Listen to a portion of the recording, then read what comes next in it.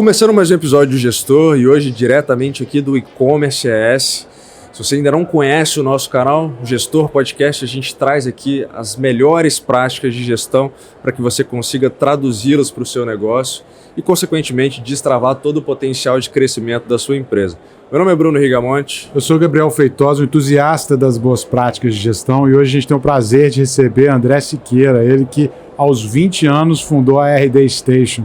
André, muito obrigado por aceitar o nosso convite. Seja bem-vindo ao Gestor e ao Espírito Santo.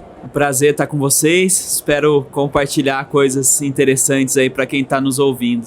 Boa.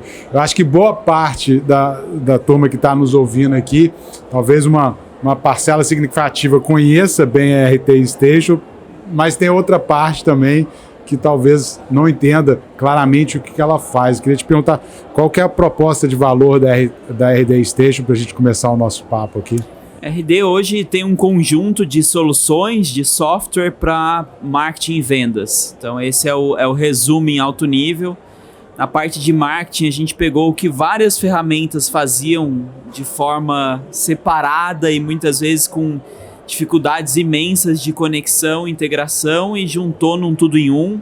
Então desde ferramentas para você atrair novos visitantes, ficar melhor posicionado nas redes sociais, comprar anúncios, etc. Passando por processo de conversão, criação de página com formulário, até a gestão dos contatos, e-mail, personalização, automação, então critérios diferentes de disparo para cada contexto, até análise de resultado, né? Então de onde veio o resultado, a venda, o que influenciou, o que impactou.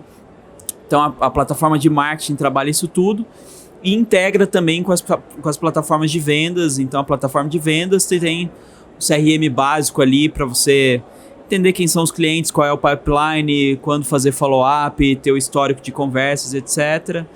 A gente tem também outras coisas no grupo. Então tem o RD Conversas, que é um sistema de atendimento e chat. A gente tem plataformas de integração com e-commerce, tem parceria com plataforma de e-commerce também. Então, todo um ecossistema ali para quem precisa de marketing e vendas, para quem quer gerar crescimento no final das contas. Estava conversando brevemente contigo aqui antes da gente conversar. Eu acompanho a história da empresa desde quando vocês publicavam conteúdos, quase com um conceito de blog mesmo, né, na Resultados Digitais, muito antes da criação do RD Summit, do RD Station, e era, por exemplo, um cara que pegava ali as iscas digitais, algumas planilhas, algumas coisas nesse sentido, e sempre eram formas muito interessantes de já trabalhar essa perspectiva do marketing, né?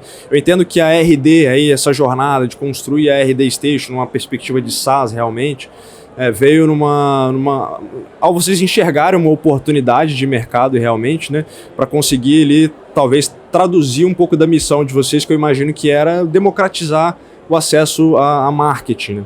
Como que foi essa jornada realmente de criação do negócio, de compreensão de que era possível produtizar o negócio, e quais foram as outras frentes que foram sendo criadas ao longo do tempo que transformaram a RD numa referência não só no Brasil, mas em toda a América Latina? Boa. A gente é discípulo ali de Eric Ries, de Steven Blank, dos caras que falam aí desse mundo da Lean Startup, do Customer Development. Então a Lean Startup, o que é a essência do que ela prega, né? Que o maior desperdício que a gente tem é construir coisas, produtos que as pessoas não querem, né? E era assim que as startups eram construídas lá atrás. Basicamente a gente pensava, nossa, eu tenho uma grande ideia, deixa eu levantar dinheiro, deixa eu investir na construção dessa grande ideia, e quando, depois de muito tempo desenvolvendo, ele ficava pronto, a gente colocava na rua e ia descobrir se as pessoas queriam ou não. Às vezes elas queriam e a startup dava muito certo, muitas vezes elas não queriam e tinham algumas falhas ali e a gente ia descobrir isso tarde demais. Então, quando começou a surgir esse movimento da Lean Startup, o que veio como novo mantra?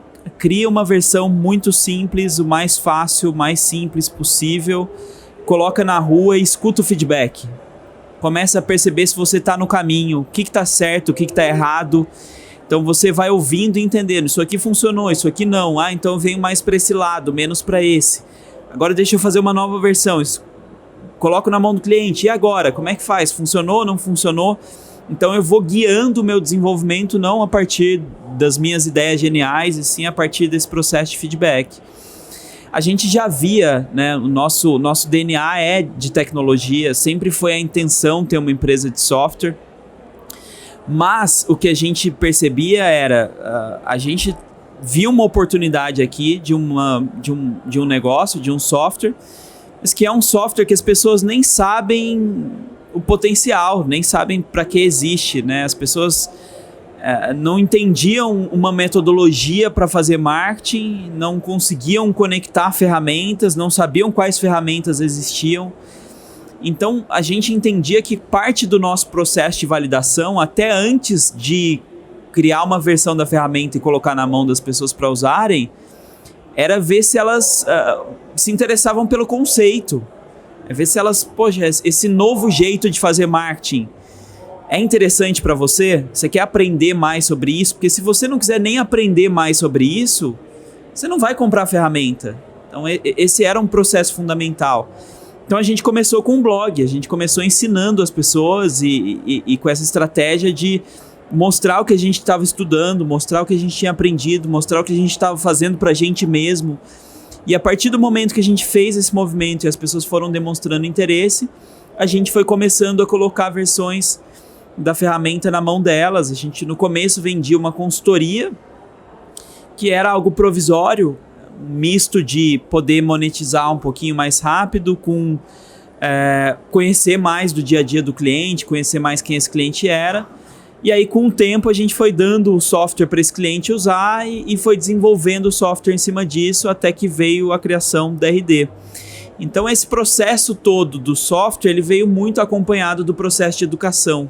E a gente tem vários marcos dessas duas coisas. A gente criou o evento, o RD Summit, a gente criou a RD University, a gente fez várias coisas que andavam junto, mas a essência sempre foi a mesma. A gente entendia que quanto mais as pessoas aprendessem sobre a nova forma de fazer marketing, aquilo que a gente estava ensinando, mais elas iam comprar o software, e os dois foram caminhando ao mesmo tempo.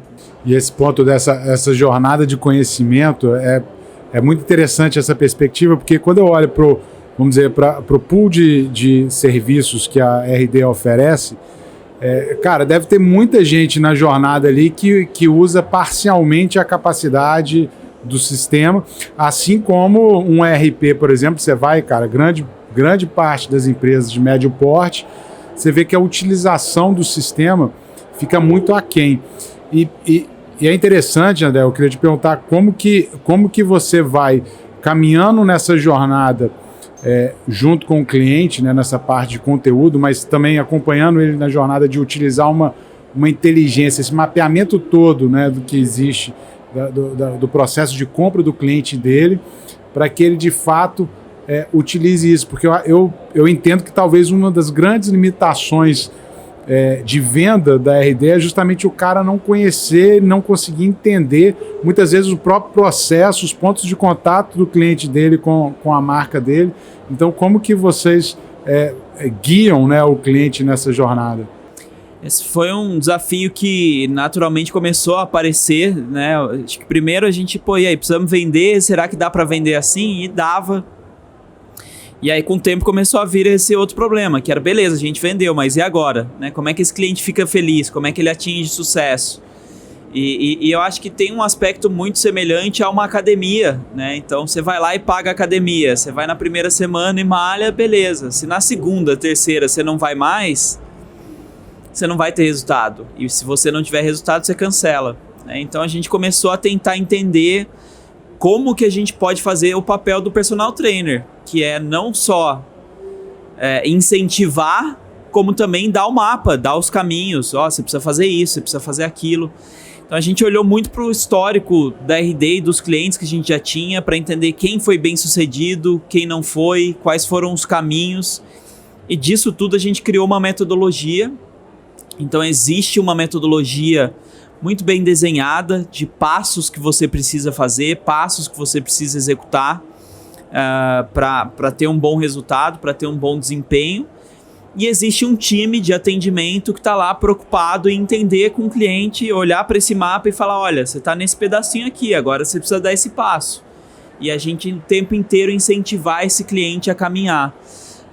Eu acho que assim, também é muito importante entender que ninguém vai chegar do zero ao master em um mês, é um processo, então a gente precisa calibrar muito bem esses passos com a capacidade do cliente. Eu acho que é normal as coisas ficarem subutilizadas, né?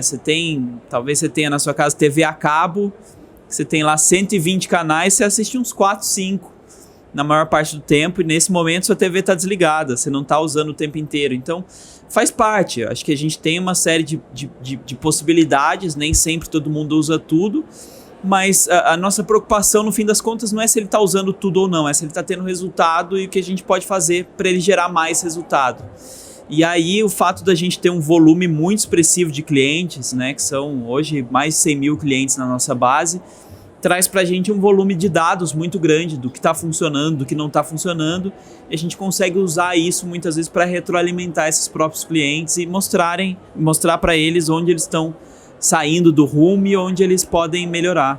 Eu imagino que a jornada de desenvolvimento de um software, um modelo de assinatura, né, um SaaS, envolve a capacidade de entender, principalmente na ótica de desenvolvimento e alocação de recursos, de priorização de funcionalidades ou de como que é possível ter ali o máximo retorno ou o quanto aquilo vai gerar de potenciais novos clientes a partir de um investimento, né, financeiro que você coloca ali numa funcionalidade. Então, em resumo, eu tenho um roadmap específico de funcionalidades, como que eu priorizo isso e como que eu avalio a saúde do negócio, quando que aquilo eventualmente vai dar um retorno positivo, entendendo que pode ser que, olhando na ótica de startup, você vai queimar a caixa durante um tempo, desenvolvendo essas funcionalidades, mas tendo um plano bem definido em relação a isso.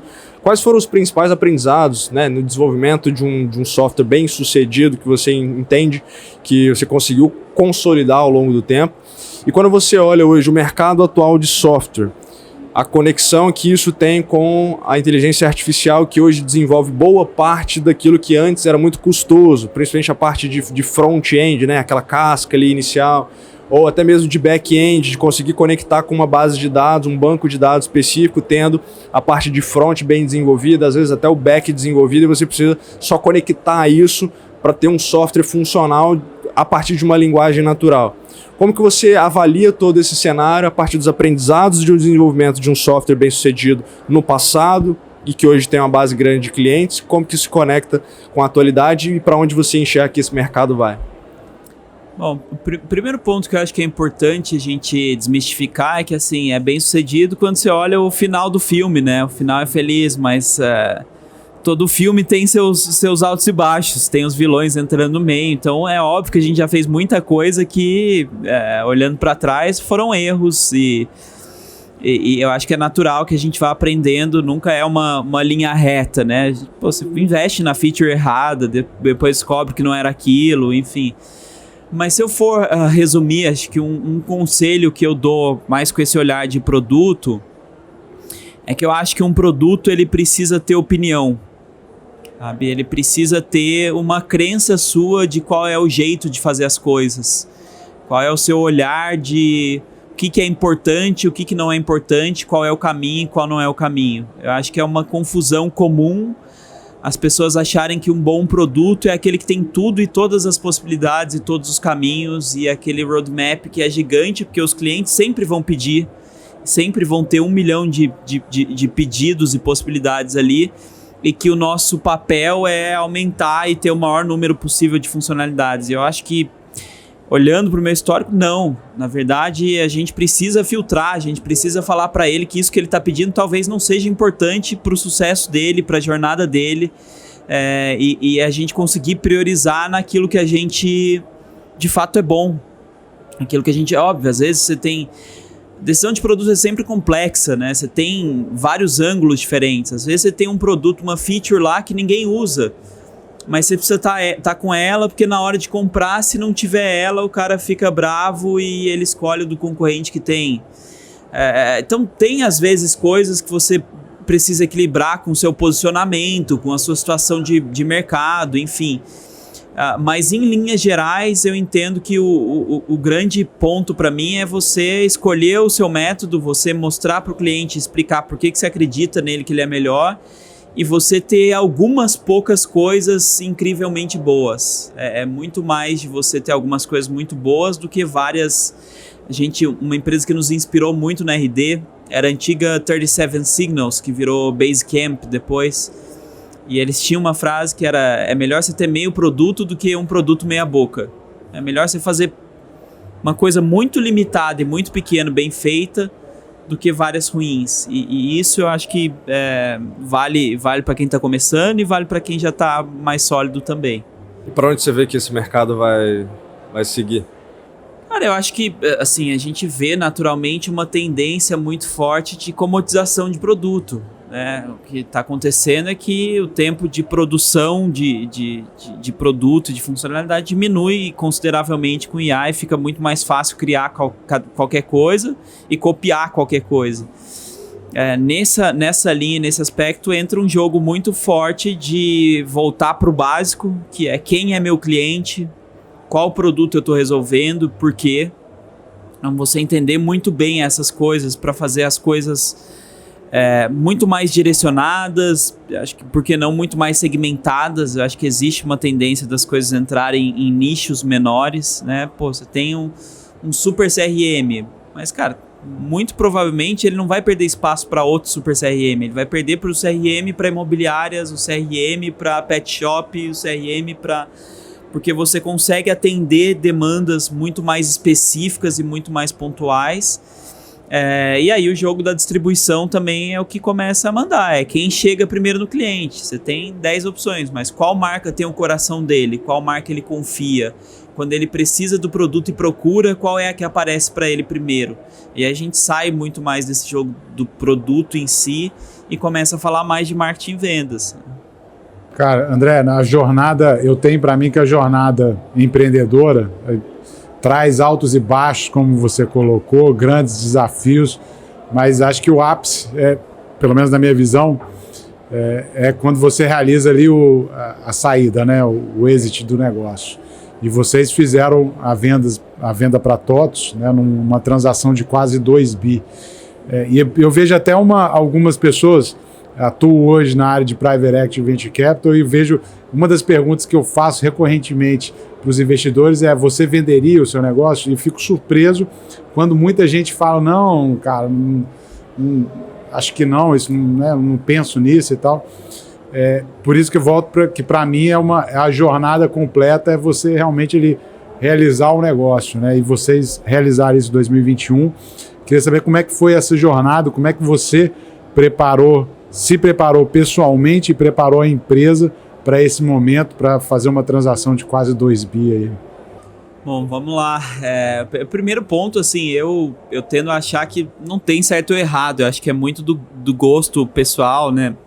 Eu tenho vários amigos que não venderam e são super felizes tocando e enfim, acho que tem muito de aproveitar a jornada e se a jornada está sendo legal, vai tocando, né? O que eu acho que o que você precisa ter claro é o que você planta e o que você colhe, né? Então, por exemplo, no nosso caso, já no meio do caminho, a gente optou por jogar um jogo de uma empresa grande, com muito impacto, e captar dinheiro relevante com investidores.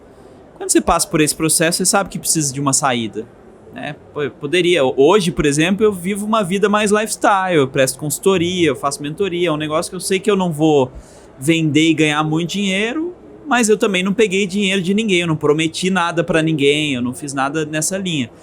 A gente tomou essa decisão já lá atrás, então já era uma coisa muito clara e muito combinada.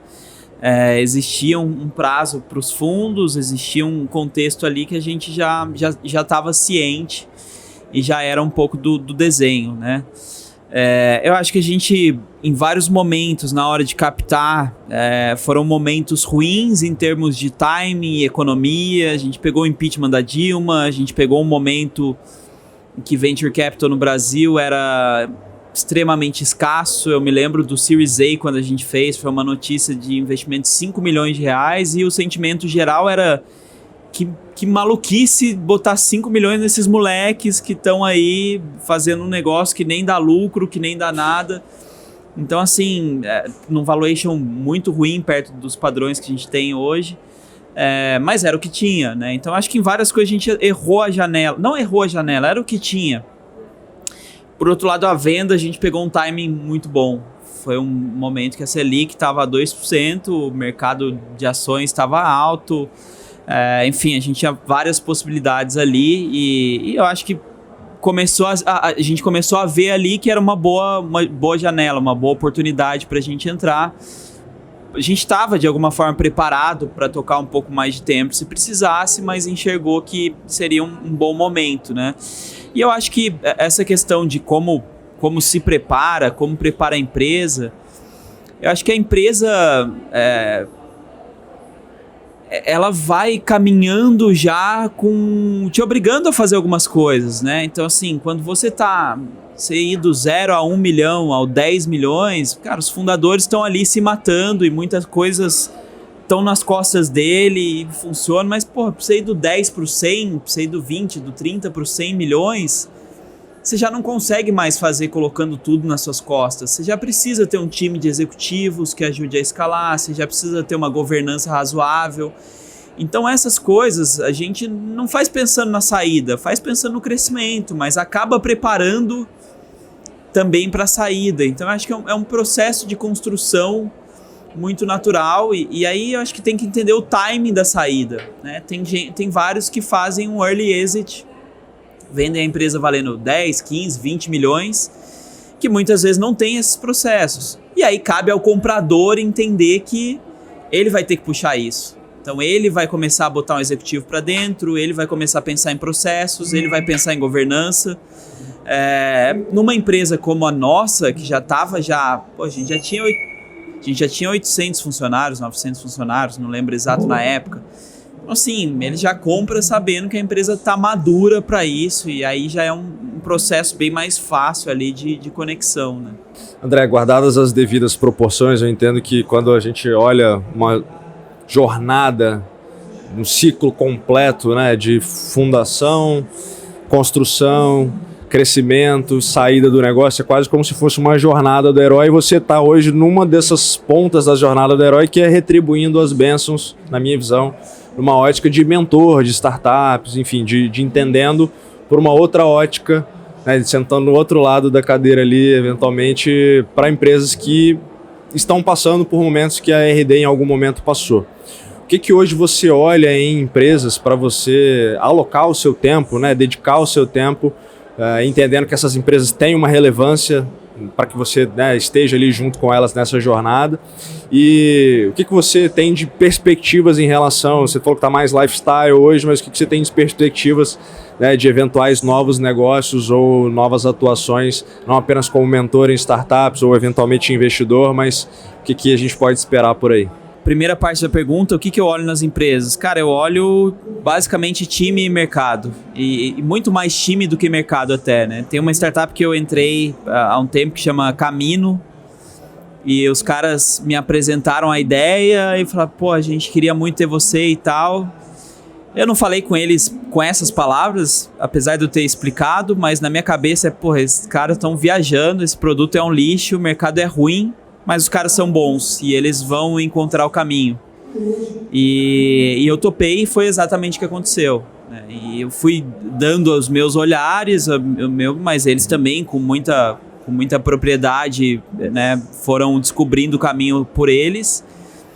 E é o que eu acho que acontece, assim, quem tem o mínimo dessa metodologia, sabe escutar o cliente, sabe olhar, vai encontrar o caminho. O que a gente precisa é de gente boa tocando e gente que gosta de aprender, que tem sangue no olho, que tem vontade de fazer. Então, assim, o principal para mim hoje é gente, é time. Quem é o time? Quem tá tocando? E aí a sua segunda, né, de perspectivas, eu sinceramente não sei, assim, eu acho que a minha jornada na RD, eu era o mais novo dos fundadores, né, e foi uma jornada para mim, pessoalmente, muito pesada. Eu não estava pronto para vivenciar muita coisa que eu vivenciei ali. Eu tinha 20 anos quando a gente começou. Então eu brinco que todo dia eu acordava na maior empresa que eu já tive, gerenciando o maior time que eu já gerenciei, com o maior orçamento que eu já gerenciei, e no dia seguinte ia ser o maior, e no dia seguinte o maior. Eu estava ali descobrindo coisas que eu nunca tinha vivido. Por ser mais novo, em vários momentos eu me sentia tendo que provar que eu merecia estar ali, e muitas vezes fazia coisas que eu tinha dificuldade de colocar limites, eu tinha dificuldade de aceitar as falhas, enfim. Então foi uma jornada muito legal, de muito aprendizado, mas também muito cansativa, muito pesada. E eu saí precisando um pouco desse tempo, né? Hoje acho que eu tô melhor, assim, eu já não descartaria. Se você falasse comigo há 2 anos atrás, eu falei, cara, esse negócio é coisa de maluco, não vou mexer com isso não. Hoje eu já não duvido que eventualmente eu volte a fazer alguma coisa, mas também não tenho... Nossa, eu vou fazer, é garantido. Eu acho que é muito mais de entender qual é a oportunidade, qual é o produto, com quem eu estou fazendo. Então, eu acho que se aparecer alguma coisa legal, eu estou aberto, mas eu gosto também desse papel. Eu gosto de ajudar, eu gosto de compartilhar o que eu aprendi, o que eu vivenciei. Eu acho que existe um impacto muito legal nisso. Eu vejo coisas que eu falo para as pessoas, às vezes, nas nossas conversas, e que às vezes mudam uma coisinha ou outra na empresa, que para mim fazem muita diferença, e o meu pensamento é, cara, como eu gostaria de ter tido na minha jornada alguém fazendo isso comigo, e como teria me ajudado em vários aspectos. Então, estou feliz com esse papel, e se aparecer alguma coisa interessante, a gente ajusta. Né? Boa. André, cara, queria te agradecer de novo, né, pelo bate-papo, inspirador a história, né, a jornada, como você conta ela com uma tranquilidade, né, sei que no caminho não foi tão tranquilo assim, mas acho que escutando a sua história realmente inspira bastante. Parabéns aí pela realização do negócio e pelos novos desafios enquanto mentor, e futuramente aí acho que já é até um spoiler aí de que futuramente muito provavelmente você vai estar empreendendo em alguma outra iniciativa, né? Obrigado por compartilhar aqui tantos insights aí com a gente. Um prazer, sucesso para vocês. Valeu. Novamente, muito obrigado. E você que chegou até aqui, se você ainda não é inscrito no nosso canal, chegou aqui e está assistindo esse episódio, esse canal pela primeira vez, queria te convidar para fazer a sua inscrição aqui agora, ativa também as notificações. Fica a dica aí para você também maratonar todos os episódios que já estão disponíveis aqui no nosso canal. E se você acredita que esse episódio, a história do André, pode impactar a vida de alguma pessoa, compartilha com ela também. A gente vai ficando por aqui. Um abraço, valeu e até a próxima.